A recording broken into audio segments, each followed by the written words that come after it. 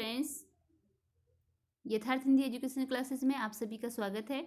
आज की क्लास में हम पढ़ेंगे हिंदी साहित्य के कुछ महत्वपूर्ण बहुविकल्पी प्रश्न जो कि आदिकालीन साहित्य से संबंधित है और हिंदी टीजीटी पीजीटी आदि की परीक्षा के लिए काफ़ी इंपॉर्टेंट होंगे।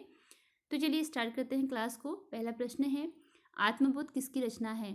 आपको बताना है कि जो रचना आत्मबोध है यह किसके द्वारा लिखी गई है। ऑप्शन है जलंधर नाथ, मच्छेंद्रनाथ, गोरखनाथ, इनमें से कोई नहीं। तो आत्मबोध की रचयिता का नाम आपको बताना है और जो इसके लिए राइट आंसर बनता है वह है ऑप्शन सी, गोरखनाथ। जो आत्मबोध रचना है वह गोरखनाथ द्वारा लिखी गई रचना है। अगला प्रश्न है, गोरखनाथ की रचनाओं का संकलन गोरखबानी नाम से किसने किया? अब आपको ये बताना है कि जो गोरखनाथ की रचनाएं थी, गोरखनाथ की जो रचनाएं थी उनका संकलन गोरखबानी नाम से किसने किया। तो कभी कभी क्वेश्चन इस प्रकार भी आ सकता है कि गोरखबानी किसकी रचनाओं का संकलन है, तो वह गोरखनाथ की रचनाओं का संकलन है, या गोरखबानी किसके द्वारा संकलित है, तो उसका आंसर आपको बताना पड़ेगा। अब देखते हैं इसके लिए राइट आंसर क्या है। जो गोरखबानी है, गोरखनाथ की रचनाओं का संकलन, यह किसने किया है? इसके लिए राइट आंसर ऑप्शन बी है, पीताम्बर दत्त बड़तवाल। गोरखबानी जो है वो पीताम्बर दत्त बड़तवाल द्वारा लिखित रचना है। अगला प्रश्न है, संदेश रासक में किसका चित्रण किया गया है? संदेश रासक की बात पूछी गई है आपसे, आपको बताना है कि इसमें किसका चित्रण किया गया है। संदेश रासक में किसका चित्रण किया गया है? ऑप्शन है विक्रमपुर की वियोगिनी का, भयानक रस का, रामगढ़ की वियोगिनी का, या जयपुर की वियोगिनी का। तो संदेश रासक यह एक खंड काव्य विधा की रचना है। संदेश रासक जो है यह खंड काव्य विधा की रचना है और अब्दुल रहमान की यह रचना है। आपको इसमें बताना है कि किस चीज़ को, विषय को लेकर यह वर्णन किया गया है। तो इसके लिए राइट आंसर होता है ऑप्शन ए, विक्रमपुर की वियोगिनी का। संदेश रासक में विक्रमपुर की वियोगिनी का वर्णन हमको मिलता है, विक्रमपुर की वियोगिनी का। अगला प्रश्न है, विद्यापति की कौन सी रचना संपादित होकर अभी तक प्रकाशित नहीं हुई है? आपको विद्यापति की उस रचना का नाम बताना है, विद्यापति की उस रचना का नाम बताना है जो कि अभी तक संपादित होकर प्रकाशित नहीं हुई है। तो ये सारी रचनाएं कीर्तिलता, पताका और पदावली विद्यापति की ही रचनाएं हैं। इनमें से कोई एक रचना है जो कि अभी तक संपादित होकर प्रकाशित नहीं हुई है। तो इसके लिए राइट आंसर होता है ऑप्शन बी, कीर्ति पताका। राइट आंसर है ऑप्शन बी, कीर्ति पताका। यह रचना एक ऐसी रचना है जो कि अभी तक संपादित होकर प्रकाशित नहीं हुई है। अगला प्रश्न है, निम्नलिखित में कौन अपभ्रंश के प्रभाव से मुक्त हिंदी की रचना मानी जाती है? कुछ रचनाएं दी गई हैं, इनमें से कोई एक रचना ऐसी है जो कि अपभ्रंश के प्रभाव से मुक्त हिंदी की रचना है, यानी कि उसमें अपभ्रंश का प्रयोग नहीं है। बाकी सब में कहीं ना कहीं पर अपभ्रंश का प्रयोग है, यानी कि अपभ्रंश से प्रभावित रचनाएं हैं। तो इसके लिए राइट आंसर आपको बताना है और ऑप्शन दिए गए हैं हमीर रासो, राउल बेल, बीसलदेव रासो, या भारतेश्वर बाहुबली रास। कौन सी रचना बतानी है जो कि अपभ्रंश के प्रभाव से मुक्त हिंदी की रचना है? तो इसके लिए राइट आंसर देखते हैं और राइट आंसर है ऑप्शन सी, बीसलदेव रासो। बीसलदेव रासो जो है वह अपभ्रंश के प्रभाव से मुक्त हिंदी की रचना है। अगला प्रश्न है, हिंदी में बारहमासा का सर्वप्रथम वर्णन किस रचना में मिलता है?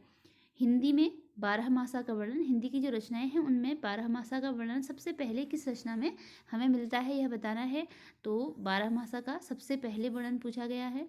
ऑप्शन है हमीर रासो, परमाल रासो, खुमान रासो, या बीसलदेव रासो। राइट आंसर बताना है। तो राइट आंसर बताइए कि क्या होगा। इसका जो राइट आंसर है वो ऑप्शन डी है, बीसलदेव रासो। जो बीसलदेव रासो है इसमें बारहमासा का सबसे पहले हमको वर्णन मिलता है। अगला प्रश्न है, जन्मकाल की दृष्टि से निम्नलिखित कवियों का सही क्रम कौन सा है? जन्म के अनुसार इन कवियों का क्रम बताना है कि पहले किसका जन्म हुआ, फिर किसका हुआ, फिर किसका और फिर किसका। अब ऑप्शन दिए गए हैं, जगनिक, खुसरो, श्रीधर, चंद्रबरदाई। खुसरो, श्रीधर, चंद्रबरदाई या जगनिक। अगला ऑप्शन है चंद्रबरदाई, जगनिक, खुसरो, श्रीधर, और लास्ट ऑप्शन है खुसरो, चंद्रबरदाई या जगनिक।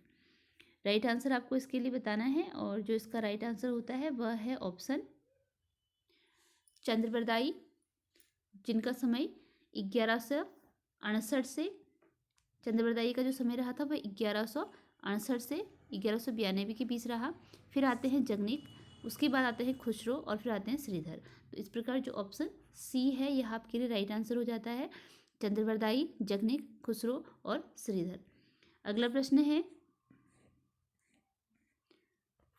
आदिकालीन रासो साहित्य की मुख्य प्रवृत्तियों के संबंधित निम्न में से कौन सा कथन सही नहीं है। आदिकालीन रासो साहित्य की कुछ प्रवृत्तियां आपको दी गई हैं और यह बताना है इनमें से कौन सी प्रवृत्ति है जो कि सही नहीं है, यानी कि कौन सी प्रवृत्ति इसमें नहीं रही थी, जो नहीं रही थी उसके बारे में आपको बताना है।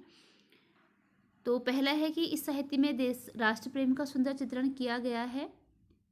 अगला है जोधा का, सॉरी ये जोधा नहीं है, ये युद्ध है, युद्धों का सजीव चित्रण इस साहित्य की अन्यतम विशेषता है। इसमें शौर्य और विलासिता का स्वाभाविक और जीवंत चित्रण हुआ है। श्रृंगार और वीर रस का एक साथ चित्रण इसकी महत्वपूर्ण विशेषता है। जो आपको इसमें नहीं है वह आपको बताना है कि इसमें यह चीज़ नहीं है। तो इसके लिए राइट आंसर देखते हैं, इसका राइट आंसर क्या होता है। इसके लिए राइट आंसर ऑप्शन ए है कि इस साहित्य में राष्ट्र प्रेम का सुंदर चित्रण किया गया है। आदिकालीन साहित्य में हमें राष्ट्र प्रेम का ही अभाव मिलता है। इसके अतिरिक्त जो भी दी गई हैं विशेषताएं, जैसे यहाँ पर है युद्धों का सजीव चित्रण, इसकी अन्यतम विशेषता है क्योंकि युद्धों का चित्रण हमें मिलता है। जैसे चंद्रप्रदायी जो आपने पृथ्वीराज रासो है उसमें युद्ध का ही अधिकतर वर्णन है, और शौर्य और विलासिता का भी वर्णन हुआ है। युद्धों में राजाओं के शौर्य का और उनकी विलासिता का भी हमें वर्णन मिलता है। श्रृंगार और वीर रस का एक साथ चित्रण इसकी महत्वपूर्ण विशेषता है और यह भी सही है।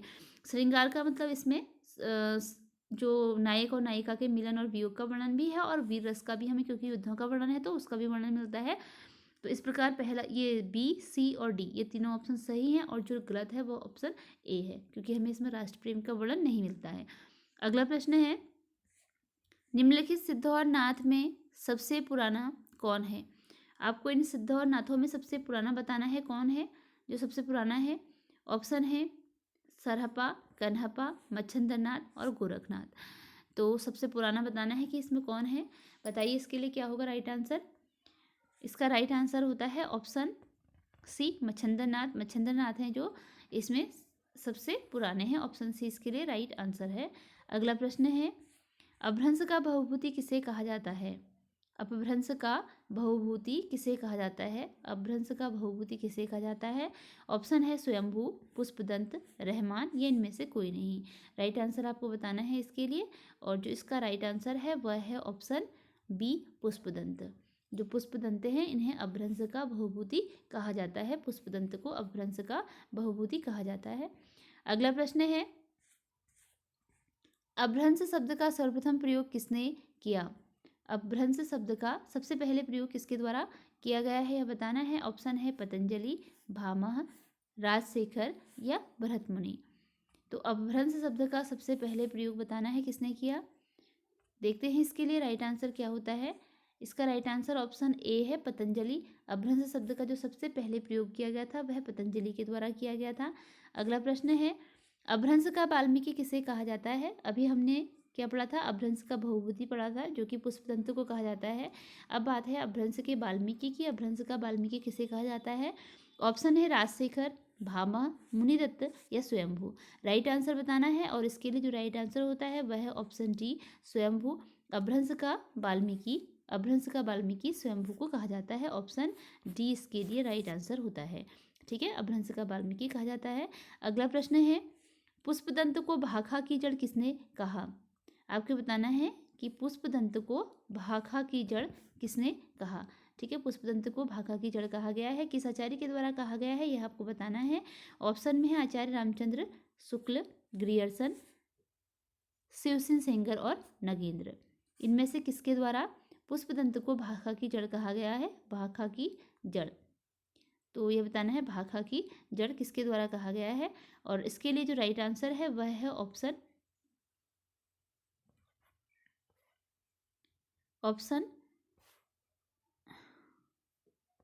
सी, शिवसिंह सेंगर।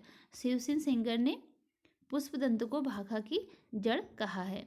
तो अब देखिए, शिवसिंह सेंगर ने पुष्पदंत को भाखा की जड़ कहते हुए हिंदी का प्रथम कवि स्वीकार किया है।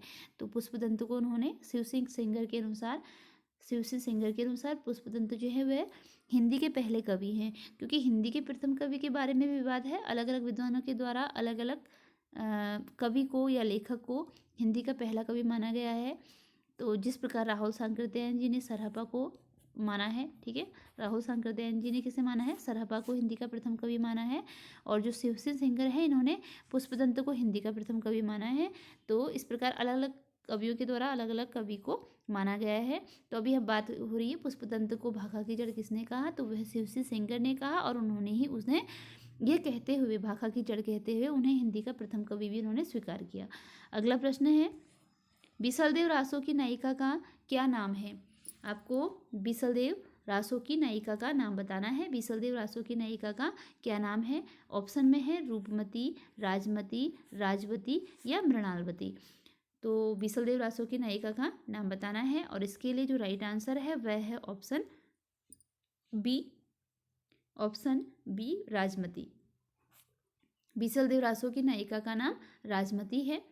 अगला प्रश्न है, बिसलदेव रासो कितने खंडों में विभक्त है? बिसलदेव रासो के खंड बताने हैं, कितने हैं? ऑप्शन में दिए गए हैं 4, 5, 7 या फिर 8। तो बिसलदेव रासो में कितने खंड हैं? इसके लिए राइट आंसर होता है ऑप्शन ए, 4। बिसलदेव रासो में जो कुल खंडों की संख्या है वह 4 है। अगला प्रश्न है, विद्यापति किसके दरबारी कवि थे? विद्यापति किसके दरबारी कवि थे, यह बताना है। ऑप्शन है माधव सिंह, कीर्ति सिंह, गज सिंह, जय सिंह। तो विद्यापति किसके दरबारी कवि थे, यह बताना है, और इसके लिए जो राइट आंसर होता है वह ऑप्शन बी है, कीर्ति सिंह। विद्यापति जो थे वह कीर्ति सिंह के दरबारी कवि थे। अगला प्रश्न है, आचार्य शुक्ल ने रासो शब्द का संबंध किस शब्द से माना है? शुक्ल जी के अनुसार जो रासो शब्द था, इसका संबंध किस शब्द से, यानी कि इन्होंने रासो शब्द की उत्पत्ति किस शब्द से मानी है?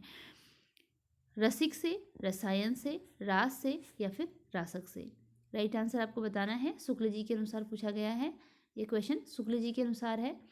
तो शुक्ल जी के अनुसार किसको माना गया है, देखते हैं। इसके लिए राइट आंसर है ऑप्शन बी, रसायन। शुक्ल जी के अनुसार रासो शब्द की उत्पत्ति रसायन शब्द से हुई है। अगला प्रश्न है, रासो शब्द की उत्पत्ति रास से किसने मानी है? अभी शुक्ल जी ने मानी थी रसायन से, और अब आपको बताना है रास से। रास शब्द से किसने मानी है? ठीक है, रास शब्द से किसने मानी है? ऑप्शन है नंद दुलारे वाजपेयी, चंद्र शर्मा गुलेरी, हरप्रसाद शास्त्री, गौरीशंकर ओझा। तो इनमें से किसके द्वारा यह उत्पत्ति रास से मानी गई है, बताना है। इसके लिए राइट आंसर होता है ऑप्शन ए, नंद दुलारे वाजपेयी। नंद दुलारे वाजपेयी के अनुसार जो रासो शब्द है, इसकी उत्पत्ति रास से होती है। अगला प्रश्न है, विद्यापति के गुरु का नाम क्या था? तो आपको विद्यापति के गुरु का नाम बताना है। जो विद्यापति के गुरु थे वो कौन थे? पंडित हरिमिश्र, पंडित विलास, पंडित सत्यानंद या पंडित नागेश्वर। अभी हमने पढ़ा था विद्यापति किसके दरबार में थे, तो वे कीर्ति सिंह के दरबार में थे। अब विद्यापति के गुरु का नाम बताना है, तो इसके लिए राइट आंसर होता है, इसका जो राइट आंसर ऑप्शन ए है, पंडित हरिमिश्र। ठीक है, विद्यापति जो थे वह पंडित हरि मिश्र के दरबार में थे, यानी कि सॉरी, विद्यापति के जो गुरु का नाम था वह पंडित हरि मिश्र था, और वो कीर्ति सिंह के दरबार में जो विद्यापति थे वे कीर्ति किसके दरबारी कवि थे? विद्यापति कीर्ति सिंह के, और जो इनके गुरु थे वे पंडित हरि मिश्र थे। अगला प्रश्न है, बच्चन सिंह ने हिंदी का जातीय कवि किस कवि को कहा है? क्वेश्चन है, बच्चन सिंह ने हिंदी का जातीय कवि किस कवि को कहा है? ऑप्शन है सरहपा, स्वयंभू, विद्यापति, अब्दुल रहमान। राइट आंसर आपको बताना है, तो बताइए राइट आंसर क्या होगा। इसका जो राइट आंसर है वह ऑप्शन सी है, विद्यापति। ऑप्शन सी विद्यापति है। बच्चन सिंह ने हिंदी का जातीय कवि, बच्चन सिंह ने हिंदी का जातीय कवि किसे कहा? विद्यापति को कहा। क्वेश्चन इस प्रकार भी आ सकता है कि विद्यापति को हिंदी का जातीय कवि किसने कहा? तब आपका आंसर हो जाएगा बच्चन सिंह। तो क्वेश्चन घुमा फिरा के किसी भी तरीके से आ सकता है, तो आंसर अगर आपका विद्यापति को किसने कहा होता है तो आंसर आपका बच्चन सिंह हो जाता है, और अगर बच्चन सिंह ने किसे कहा है तो आंसर हो जाता है विद्यापति को। अगला प्रश्न है, विद्यापति को श्रृंगार रस का सिद्ध वाक कवि किसने कहा? विद्यापति को श्रृंगार रस का सिद्ध वाक कवि किसने कहा? तो यह बताना है कि विद्यापति को श्रृंगार रस का सिद्ध वाक कवि किसने कहा। ऑप्शन है आचार्य रामचंद्र शुक्ल, श्याम सुंदर दास, नामवर सिंह, हजारी प्रसाद द्विवेदी। तो क्वेश्चन क्या पूछा गया है, श्रृंगार रस का सिद्ध वाक कवि। श्रृंगार रस का सिद्ध वाग कवि। इसके लिए राइट आंसर होता है ऑप्शन डी, हजारी प्रसाद द्विवेदी। विद्यापति को श्रृंगार रस का सिद्ध वाग कवि हजारी प्रसाद द्विवेदी जी ने कहा है। अगला प्रश्न है, गद्य पद्य मिश्रित चंपू काव्य की प्राचीनतम हिंदी कृति कौन सी है? गद्य और पद्य में मिश्रित चंपू काव्य।